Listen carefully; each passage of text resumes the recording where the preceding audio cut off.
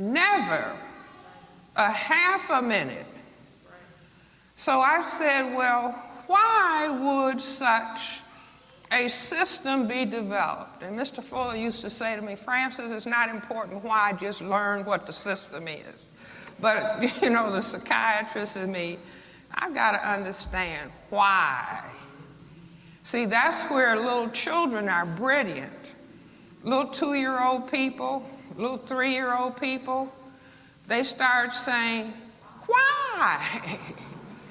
Why? You know, and older people get annoyed, shut up. But don't ever tell a child. If a child is saying, why, mommy? Why, granny? Why?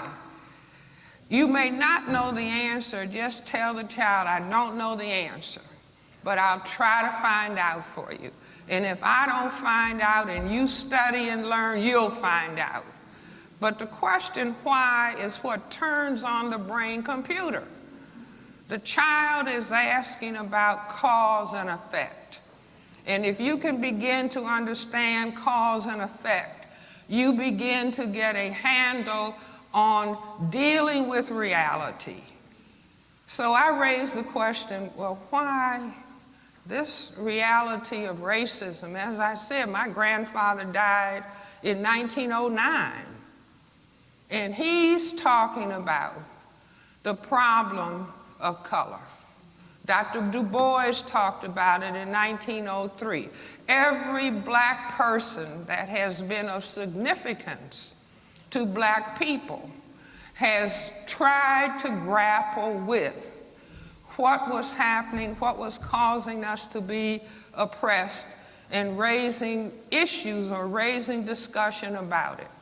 So I tell people, mind you, I have the question in the back of my brain computer, why would they do it?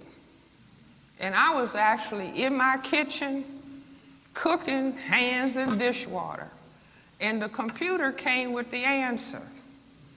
And what I started thinking about was things that were said within the system. Number one, the system said that we, as people of color, were minorities.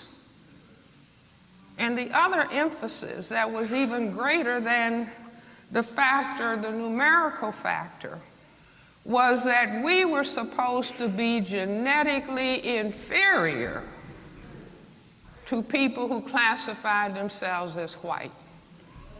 Now I say, spend as much time in school as you can, spend as much time in the libraries as you can, spend as much time in bookstores as you can. Reading, repeat after me, reading, is more important than watching TV. Say it again.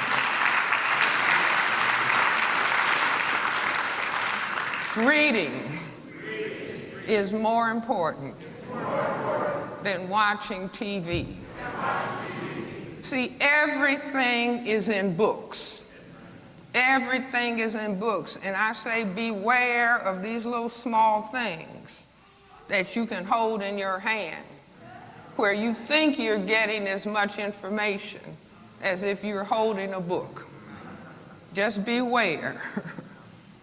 So with all of the reading and all of the going to school that I had done, I said, wait a minute. People of color on this planet are the overwhelming majority. Black, brown, red, and yellow people are 9/10 majority on this planet. The other thing, that we are supposed to be genetically inferior, and I said, well, wait a minute. See, in my mind, I'm talking to my, wait a minute. Black people, people of color, are genetically dominant in terms of skin coloration compared to people who classify themselves as white. And I said, I've got it. Just like that, standing in the kitchen, cooking, hands in the dishwater. I said, this is the answer. So let me put it on the board. See if you all can see this. Let's say this is the planet Earth. Can you all see? Okay. So 9/10 of the people are black, brown, red, and yellow. 1/10 of the people have white skin. Instead of the people being genetically inferior, the people who can produce the black pigment melanin are genetically dominant.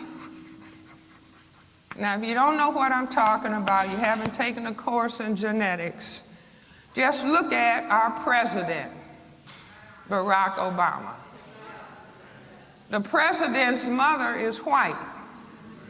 His father is black. Because the ability to produce that black pigment is dominant, and the inability is a recessive genetic trait. So black plus white could only produce black. Are you all with me?